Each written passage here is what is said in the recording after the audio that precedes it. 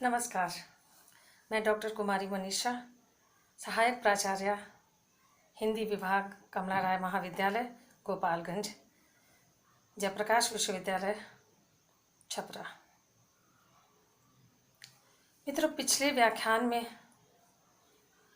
मैंने आप सबके साथ आदिकाल की विभिन्न परिस्थितियों की चर्चा की थी। आज के व्याख्यान में हम आदिकाल की विभिन्न प्रवृत्तियों एवं उनके विशेषताओं की चर्चा करेंगे।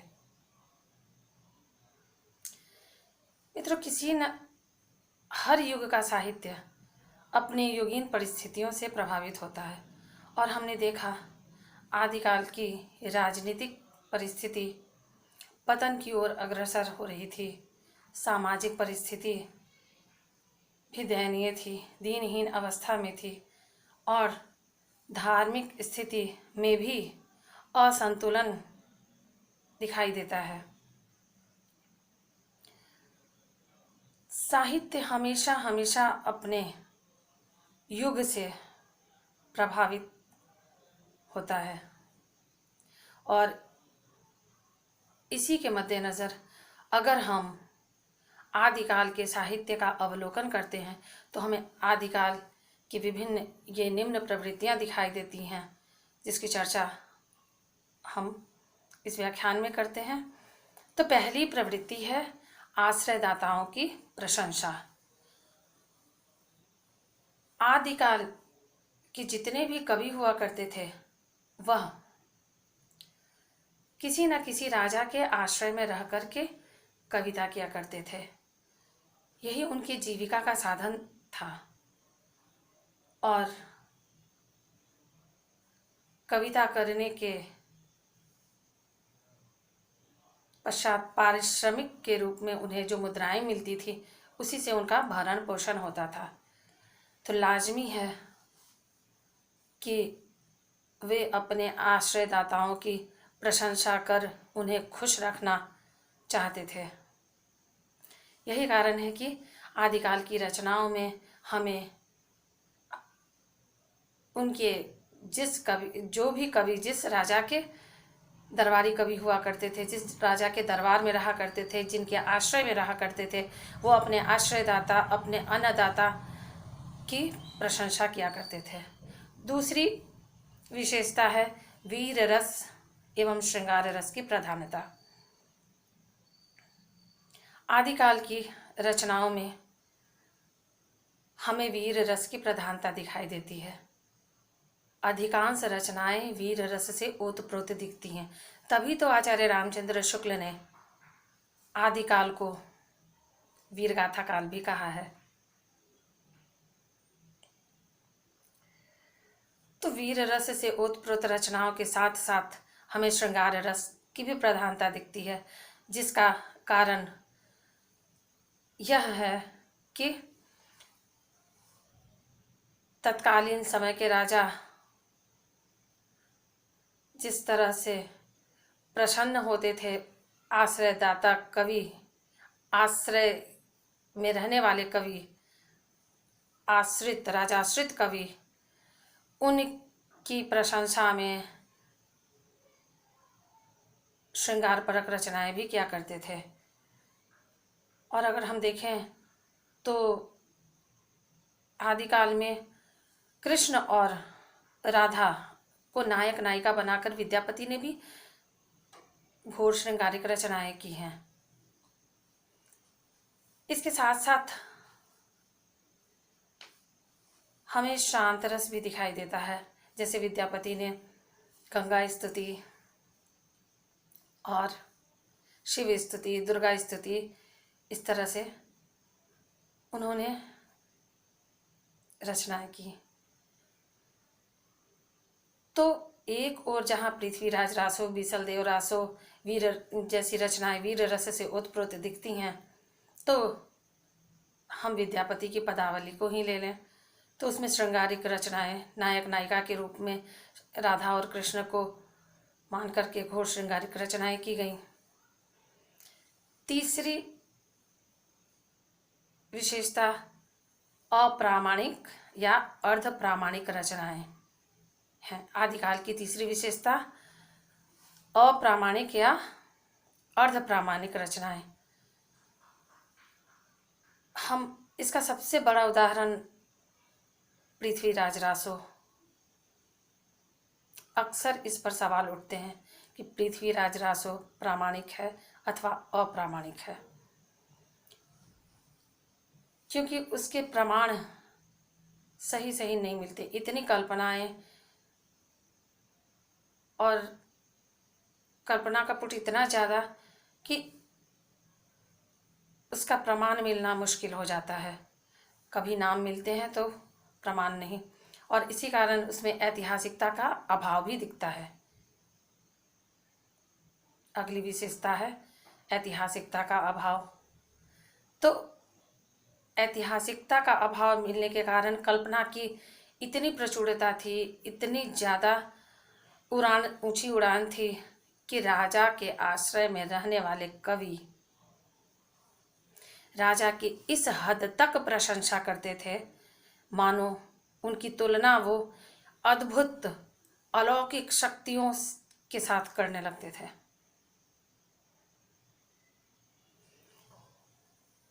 अगली विशेषता है युद्धों का सजीव वर्णन। आदिकाल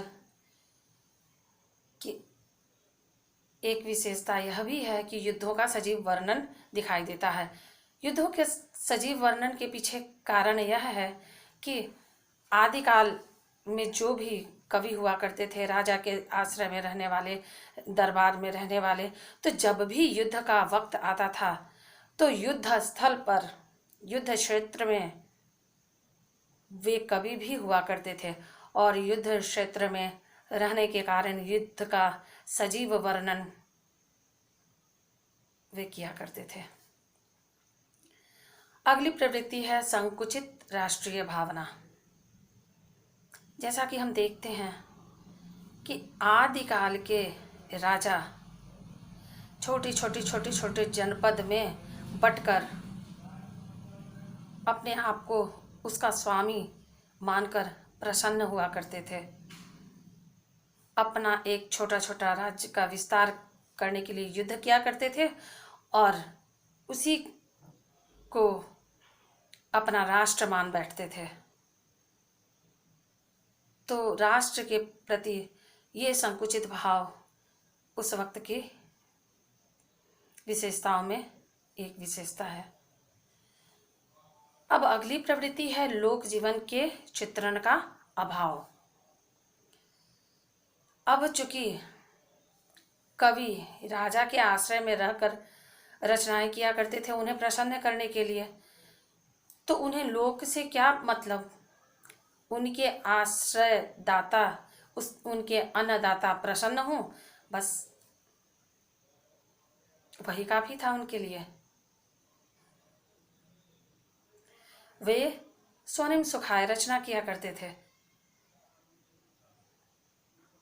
समाज के लिए नहीं, वो अपने लिए, अपने अन्नदाता के लिए, उन्हें प्रसन्न करने के लिए रचना किया करते थे। इसके बाद हम देखते हैं अगली प्रवृत्ति।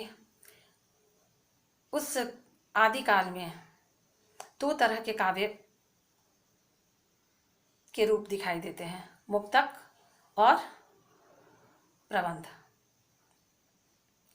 काव्य का रूप दो तरह का था, मुक्तक रचनाएं हुआ करती थी और प्रबंध रचनाएं हुआ करती थी।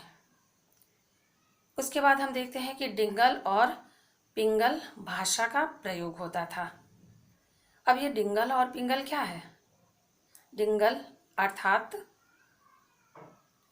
अपभ्रंश मिश्रित राजस्थानी बोली, यह डिंगल भाषा कही जाती थी, और अपभ्रंश मिश्रित ब्रज भाषा यह पिंगल कही जाती है। तो जितनी भी आदिकाल की रचनाएं थीं वो रचना डिंगल और पिंगल से प्रभावित थी। डिंगल और पिंगल भाषा का प्रयोग होता था। डिंगल थोड़ा कर्कश, जिसमें ओज होता था और पिंगल भाषा थोड़ी मुलायम होती थी। अगली प्रवृत्ति हम देखते हैं कि आदिकाल की रचनाओं में विविध छंदों का प्रयोग दिखाई देता है। दोहा, रोला, तोटक, छप्पय, बहुत सारी रचनाएं, बहुत सारे छंद, यहाँ तक कि पृथ्वीराज रासो को तो छंदों का अजायब घर भी कहा जाता है। तो छंदों का प्रयोग चमत्कार पैदा करने के लिए, अलंकारों का प्रयोग, अतिशयोक्ति, इन सब अलंकारों का प्रयोग प्रचुर मात्रा में हुआ करता था। अगली प्रवृत्ति के रूप में हम देखते हैं रासो शैली की प्रधानता। शैली के रूप में रासक जो एक रूपक है, जो गेय है, तो लौकिक साहित्य जितने रासो ग्रंथ की हमें अधिकता मिलती है आदिकाल में। अब प्रकृति चित्रण भी दिखाई देता है। एक और वीर, शौर्य, श्रृंगार की रचनाएं हैं तो दूसरी ओर प्रकृति चित्रण की भी अच्छी रचनाएं, प्रकृति चित्रण भी रचनाओं में हमें दिखाई देता है। पेड़, पहाड़, नदी, आसमान, बादल, इन सभी चीज़ों का वर्णन बहुत मनोरम रूप से मिलता है।